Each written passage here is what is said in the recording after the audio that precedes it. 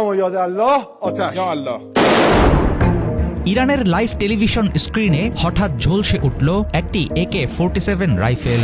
উপস্থাপক বন্দুক তাক করলেন স্টুডিওতে থাকা একটি পতাকার দিকে, আর পরক্ষণেই গর্জে উঠল সেই অস্ত্র। এটি কোনো অ্যাকশন সিনেমার দৃশ্য নয়। ইরানি সরকারি টেলিভিশন বর্তমানে এমন চিত্র প্রচার করে চলেছে। দেশে যুদ্ধের হাওয়া বইতে শুরু করায় বিনোদনের বদলে টিভিতে এখন দেখানো হচ্ছে রাইফেল এবং মেশিনগান চালাতে শেখানোর কড়া সামরিক প্রশিক্ষণ। আমেরিকা ও ইসরায়েলের বিরুদ্ধে যুদ্ধের প্রতিক্রিয়ায় একসময়ের শান্ত ইরান এখন ভেতরে বাইরে পুরোপুরি বদলে গেছে। আবারও সংঘাত শুরুর আশঙ্কা সামনে রেখে গোটা দেশে চলছে নানা রকম সামরিক প্রস্তুতি। লাইভ টিভিতে যুদ্ধের ট্রেনিং চমকে দেওয়ার মতো ঘটনা হলেও ইরানে এখন এটাই যেন স্বাভাবিক দৃশ্য।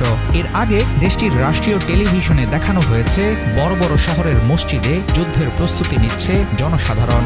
বিশ্লেষকেরা বলছেন, সাধারণ ইরানিদের মধ্যে গেরিলা যুদ্ধের প্রস্তুতি এবং এর ব্যাপক প্রচারের মধ্য দিয়ে মনস্তাত্ত্বিক যুদ্ধে অনেকটাই এগিয়ে গেছে তেহরান। ভিয়েতনাম যুদ্ধে সে দেশের জনগণের কাছে চরমভাবে মার খেয়েছিল আমেরিকা। আবারও সেই একই পরিণতি চাইবেন না প্রেসিডেন্ট ডোনাল্ড ট্রাম্প। বেশিরভাগ ইরানি জনগণ মনে করে ট্রাম্প ও তার পশ্চিমা শক্তির বিরুদ্ধে শক্তভাবে দাঁড়ানোর কোনো বিকল্প নেই। আমার মনে হয় ট্রাম্প আলোচনার নাম করে কিংবা হুমকির সুরে যাই বলছে না কেন, সেটার একমাত্র উদ্দেশ্য হলো আমাদের কূটনৈতিক ব্যবস্থা এবং সামরিক বাহিনীকে দুর্বল করে দেয়া। এর বিরুদ্ধে শক্ত হয়ে দাঁড়াতে হবে। আমরা অনেক বড় মূল্য চুকিয়েছি। এখানে আমাদের শহীদদের রক্ত মিশে আছে। সত্যি বলতে আমরা অনেক ত্যাগ স্বীকার করেছি। কোনো অবস্থাতেই ওর সঙ্গে কোনো আপোষ করা চলবে না। ইরান সরকারের যুদ্ধংদেহী মনোভাবের পক্ষে ব্যাপক জনসমর্থন থাকলেও দেশ জুড়ে ঢালাওভাবে সামরিক কার্যক্রমের বিরোধিতাও করেছেন অনেকে। বেসামরিক নাগরিকদের যুদ্ধের প্রশিক্ষণ ও টেলিভিশনে সরাসরি অস্ত্র দেখানোর বিষয়ে উঠেছে নানা বিতর্ক। কেউ বলছেন সবারই অস্ত্র চালানো শেখা উচিত। অন্যদিকে বিরোধিতাকারীদের দাবি এর ফলে গোটা দেশে আতঙ্ক আরও বেড়েছে। তবে স্থানীয় বাসিন্দাদের অনেকের ধারণা আমেরিকা অচিরেই আবার ইরানে হামলা করবে। সেক্ষেত্রে আগেভাগে প্রস্তুতি নেওয়া অত্যন্ত জরুরি। ট্রাম্প আক্রমণ করতে পারে এমন আশঙ্কা অনেক বেশি।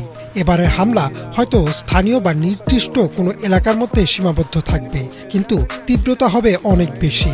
অবশ্য এত কিছু করেও কোনো লাভ হবে না, এবং আমার বিশ্বাস আগেরবারের মতোই এবারও ট্রাম্প কোনো সুফল পাবে না। আমাদের নিজেদের অবস্থান থেকে বিন্দুমাত্র পিছু হটা উচিত হবে না। ইরানে মাত্র কয়েক সপ্তাহের মধ্যে 4000-এর বেশি মানুষকে নানা অভিযোগে গ্রেফতার করা হয়েছে।